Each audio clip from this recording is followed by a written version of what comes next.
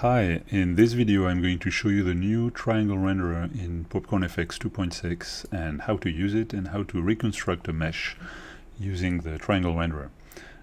So I'm going to start from the tutorials package that you can download here,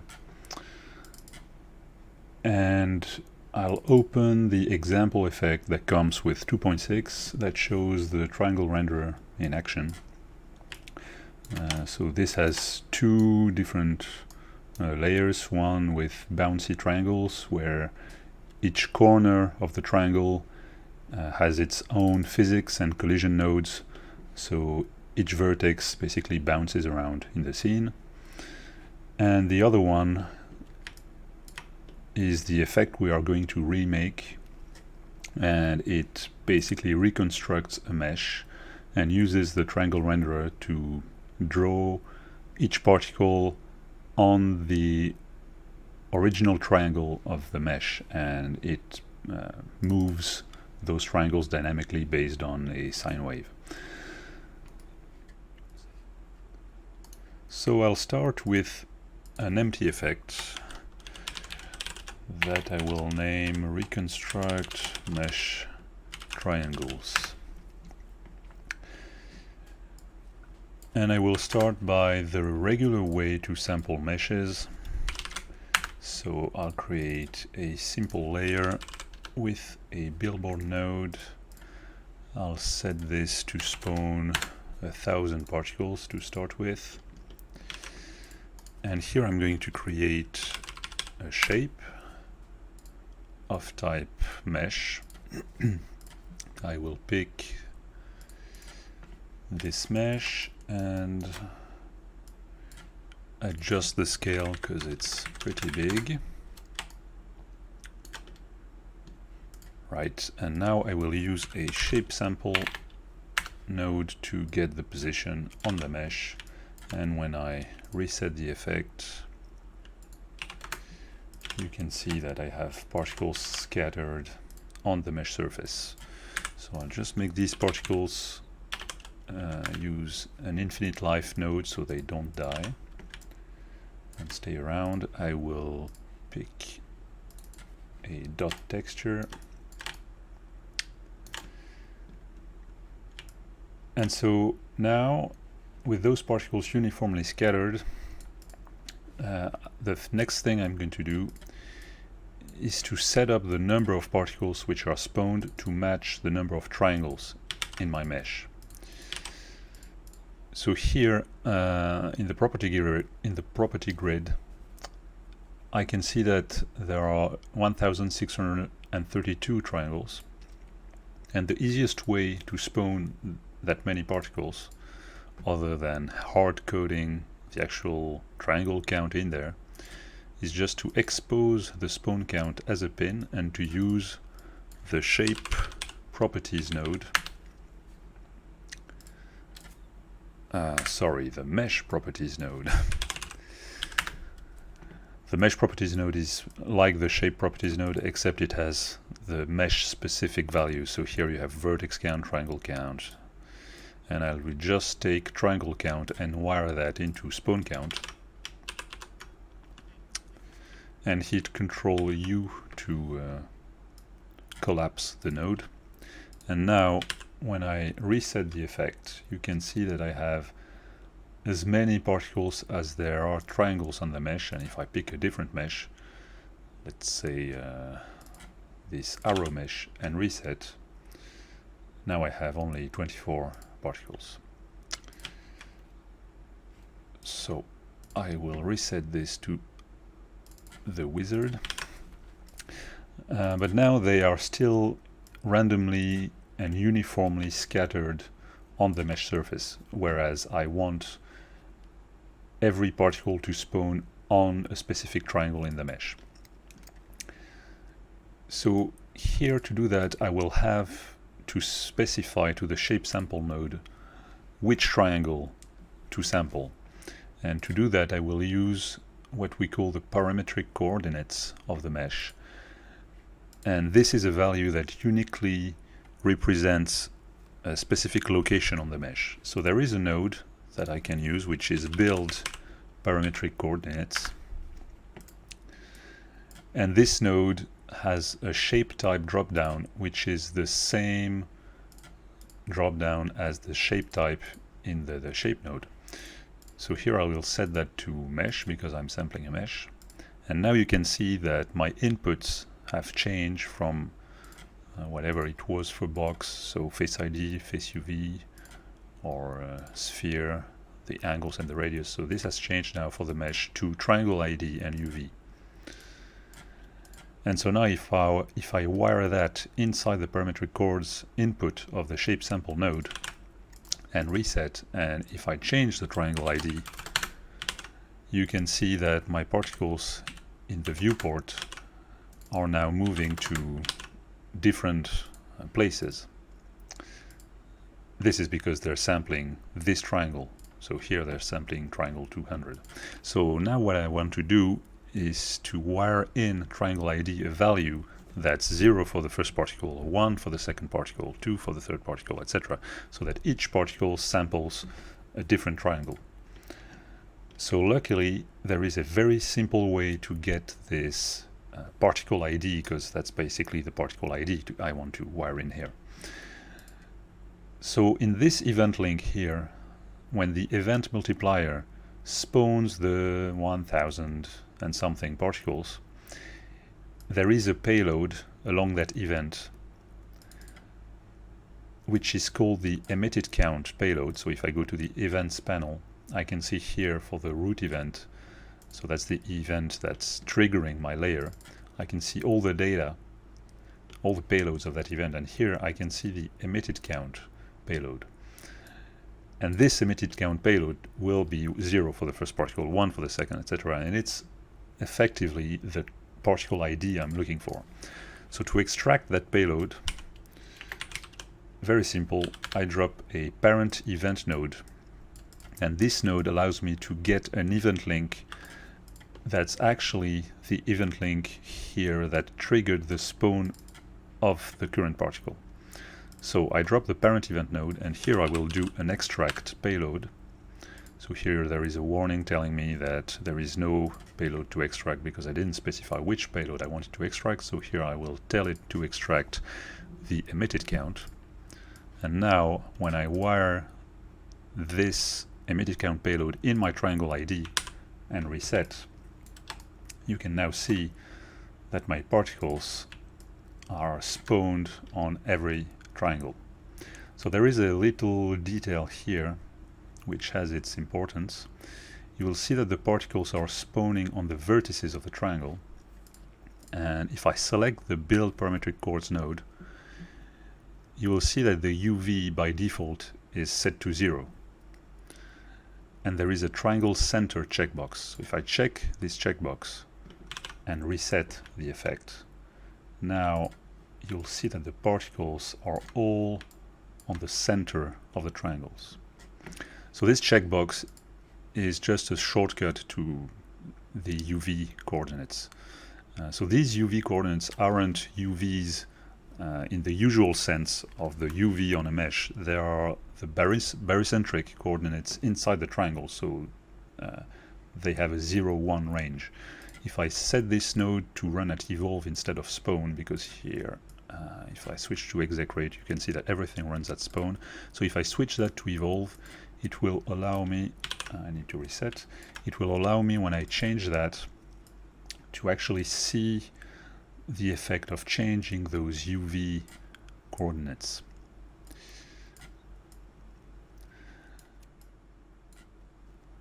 So quick note here about what are actually barycentric coordinates. So if you imagine a triangle, let's say something like this,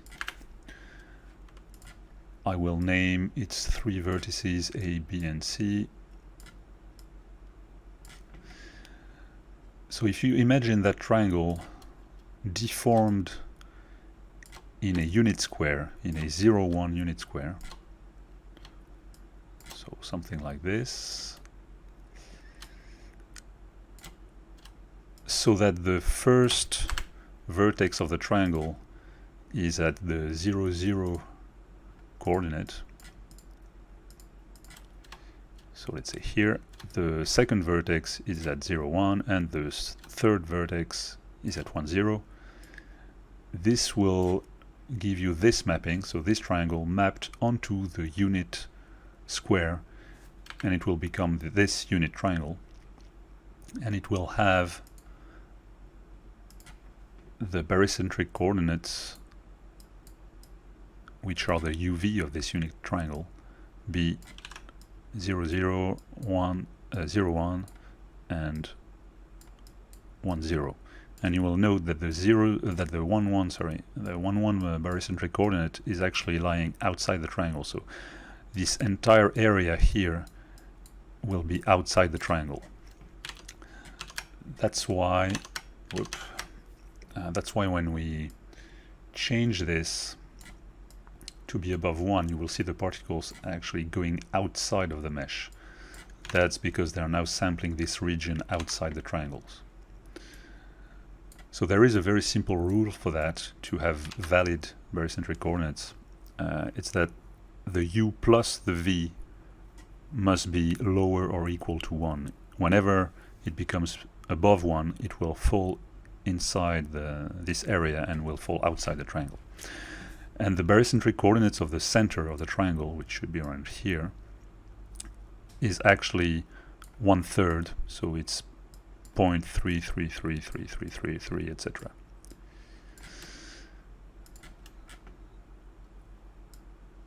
So you find the center by drawing a line from each vertex to the middle of the edge on the opposite side, and this gives you the center.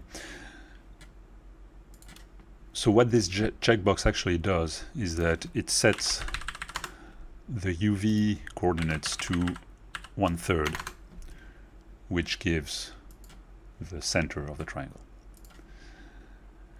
So we could keep that UV coordinate to 0 to sample to place those particles, except that if you imagine a triangle fan around the center vertex, if all those triangles have the center vertex as their first vertex, here we'll have all the particles drawn in the same position on the first vertex in this center vertex. So this is not really a good way to place particles on specific triangles. You'd rather use the triangle center.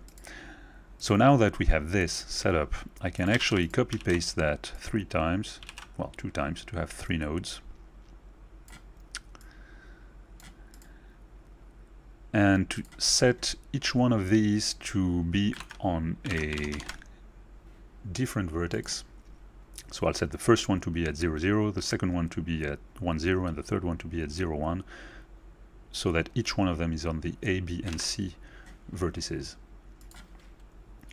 So that one will be 1, 0, that one 0, 1, and I can now copy paste the shape sample node. So I have 3 of them, and here I am going to sample the shape at the 3 different locations of the 3 vertices of each triangle. And now I can use the triangle renderer and wire each of those 3 positions to the 3 position inputs of the triangle renderer. So now everything appears white because it's in additive mode with a purely white color. Right. I will delete the billboard nodes, and now you can see that I have reconstructed the mesh with the triangle renderer. So I'm going to switch this to use the opaque triangle material instead.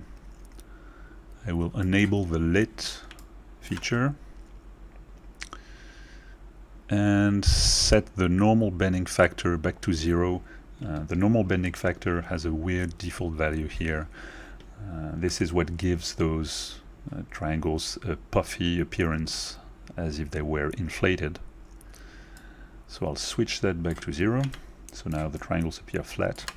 And this basically controls how the normals are generated by the triangle renderer, because by default the triangle renderer, if you don't specify normals, will automatically compute normals from the 3 positions you wire in.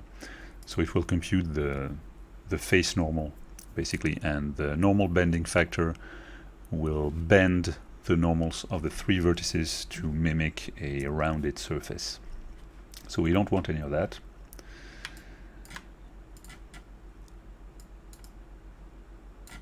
I'll put the color back at full intensity. So this gives a faceted look, and if I want smooth normals, I can very easily do that. So I'll just enable the custom normals checkbox in the triangle renderer, and this will show 3 new pins for each of the 3 normals. And if I select the shape sample nodes, I will just show the normal output pin, which samples the mesh normal at that location. So here I have the 3 vertex normals, which I can wire inside the triangle renderer to get the smooth mesh normals. Now I can play a bit with this and do things like offset the position by a small amount along the normal, and this will push the vertices along the normals. And I'm actually going to create a template, push along normal, just so this is easier to work with. Position normal, right, and I will name that amount.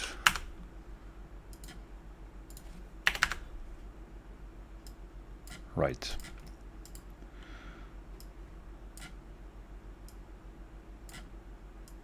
So now I will create a new one for the second position and another one for the third position. Right. And now if I change this value, I can actually inflate the mesh along its normal. And this is how the original effect in the tutorials package works. It basically animates the push amount based on time. So here I can very easily wire in something like the sine of, let's say, effect age. I will set that to evolve, rewire that in here, and because the sine is between -1 and 1, I will insert a remap node to remap it from -1, 1 to, let's say, 0, 1. It's the default. It will be no, it's too much. So between 0 and 0.1, right. So here the sine is in degrees, and I will quickly scale effect age by a larger value, say 10. 200, right. So now you can see the mesh pulsing as time goes by. So the reason you see those splits here, the mesh splitting, is because there is a discontinuity in the vertex normals of those faces. So obviously when we push the positions along the normals, it splits the mesh. Right.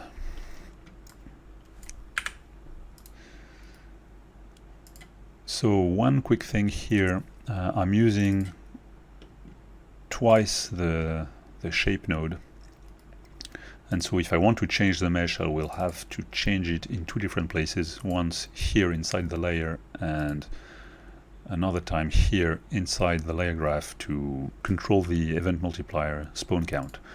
So here I'll just quickly fix this by converting this to a link. So this will expose it as a pin in the parent graph on that mesh.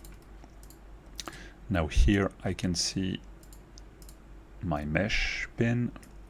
I will rewire that in there. And now I can very easily change the mesh.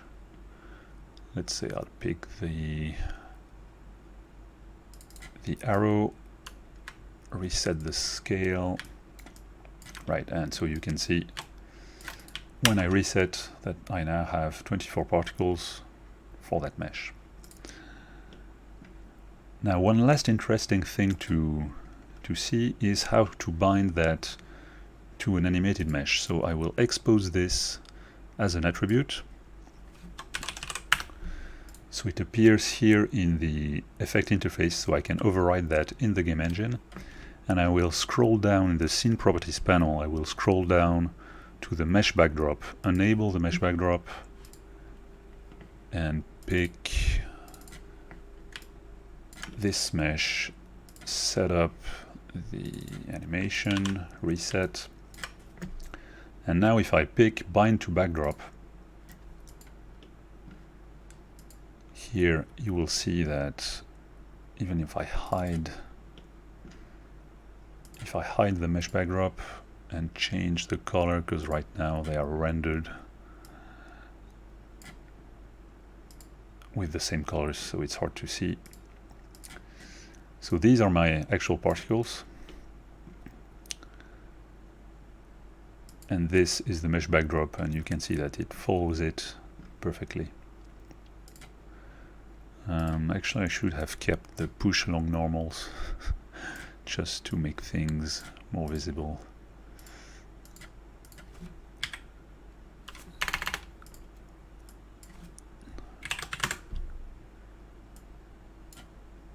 Yeah.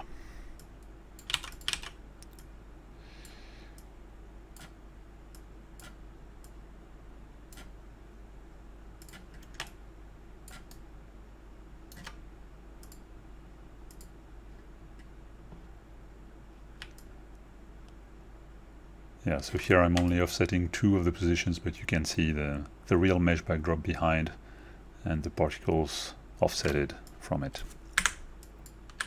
Anyway. So this works right now because at the beginning of the effect I had forced this to run at evolve, so we could tweak the UV coordinates of each sample and see the changes instantly. But I don't need that anymore, so I'll switch this back to auto, and here you will see that because this runs at spawn, it doesn't follow the mesh anymore, so I will have to go back there and force the shape sample to run at evolve, which is what I actually want. I don't want the build parametric coordinates to run at evolve, I want the shape sample to run at evolve. So one last thing, I will revert that to not use the backdrop, go back to using the wizard, and I will show you how to use custom UVs on the mesh.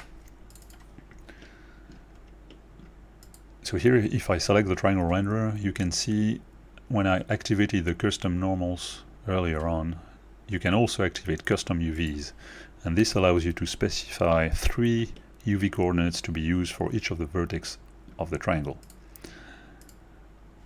So if I pick a diffuse map for this mesh, so I think I have one here, meshes, yep. So that's the diffuse map of the actual mesh I was using.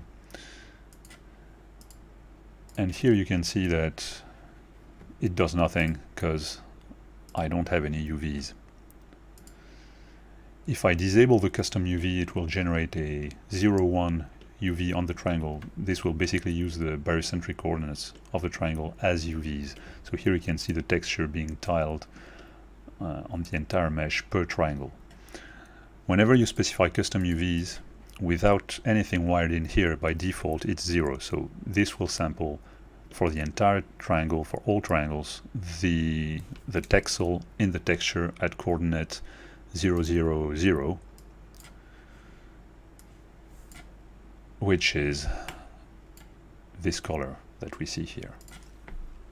So there is a very easy way to fix that. You just select the shape sample nodes, check the UV output to show the UV pin, and you just wire those 3 UVs to the 3 UV inputs, and you have your reconstructed mesh being properly textured. So that's it. It was a very quick look at the triangle renderer and how to simply reconstruct a mesh. I hope you liked this video. Stay tuned for the next ones. And if you have any questions, don't hesitate to comment. Thanks for watching.